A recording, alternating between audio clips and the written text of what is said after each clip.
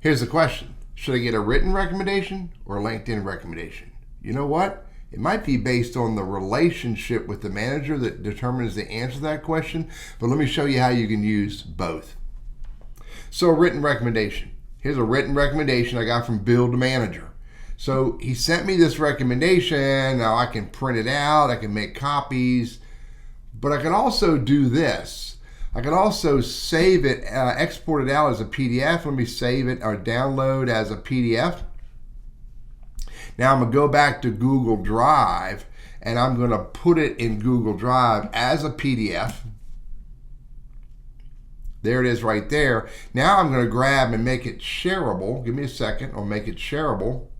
Anyone with the link can view it. Copy that link. Hit done. Now I can have that link. I can put it in my portfolio, and I can put it in email messages. I can put it, give it to anybody I want to give it to. Plus, I can go to LinkedIn. I can come down here to publications. I can hit add, and I can say, it's a Build Manager recommendation, and I can say it's Build Manager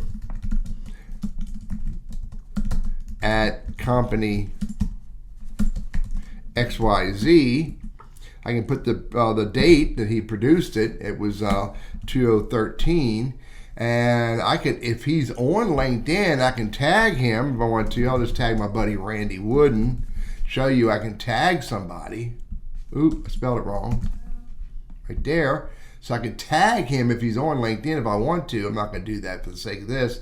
And then I can drop that URL in there. And then I can actually, if I want to be really sophisticated, I can go grab all this text, come back to LinkedIn, and put that, because it's less than 2,000 characters, put that in the description box and save it.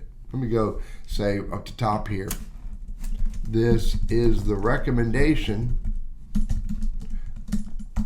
I got from Build Manager. Title, publication, the date, tag the author if I want to, the URL to Google Drive, put the description, and hit save.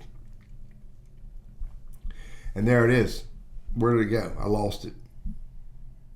Oh, I went to the end because of the date. Forgot about that. The date's going to put it at the end. So if I edit this, now the date is March 6, 2023, and you can see that that recommendation is on top of my publication list. Number one, if you want a written recommendation, there's nothing wrong with that. If that's the best relationship you have, get a written recommendation, save it as a PDF, put it in Google Drive or Dropbox, make it shareable, grab the URL, use it anywhere you want to use it, including add it to your LinkedIn profile as a publication. Now let's talk about a LinkedIn recommendation. LinkedIn recommendations are a whole nother animal. Where are they? Right here. Here's my LinkedIn recommendation. Now, if you're connected to your manager, you could call or email your manager and ask them, would they be willing to write you a recommendation on LinkedIn? Listen to these words, relevant to what you did in the past, and then position that in the context of something specific that may be related to what you do today. You don't want to ask for a LinkedIn recommendation about what you did in the past that is totally irrelevant to what you do today. But you could ask for a LinkedIn recommendation from something you did in the past that is either relevant to what you do today or can show professional growth. And if you have that LinkedIn connection from a manager, a boss, a supervisor, a business owner, et cetera, then do this process. First, ask them if they would be willing to write you a LinkedIn recommendation in regards to something specific. If they agree, then what you can do is hit the plus here and you can ask for a recommendation. And when you ask for a recommendation, I'm going to go ask, let me find somebody I can ask. I'm going to ask Mark Jueli. I'm going to hit continue. And then I'm going to say what was the relationship. Mark managed me. What was the position? It was, when I was in leadership coaching. Then I'm going to write that message here, again, very specifically, not just asking for a recommendation. I'm going to say, Mark, would you recommend me in regards to this task, this value that I brought to the business? Again, I'm asking for something that I did back then that is either relevant to what I do today or shows professional growth. Then once I send that to Mark, then what I'm going to do is either call or email him and let him know I sent it to him so that he can expect to see it. Let him know he's going to need to go to LinkedIn to get it. And then hopefully he will do as I asked, and that will give me the ability, I'm going to hit X and cancel this. It'll give me the ability to add another recommendation into my LinkedIn profile. Now, once I get that recommendation, now what I can do is a couple different things.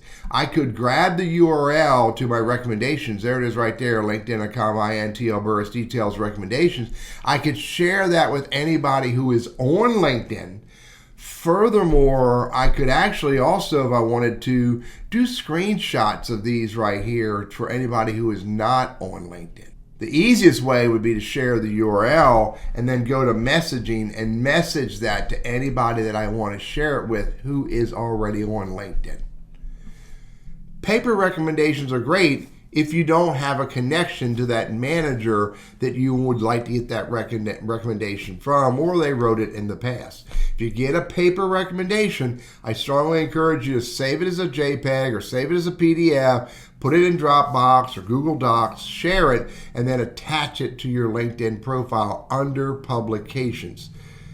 LinkedIn recommendations are also equally as beneficial.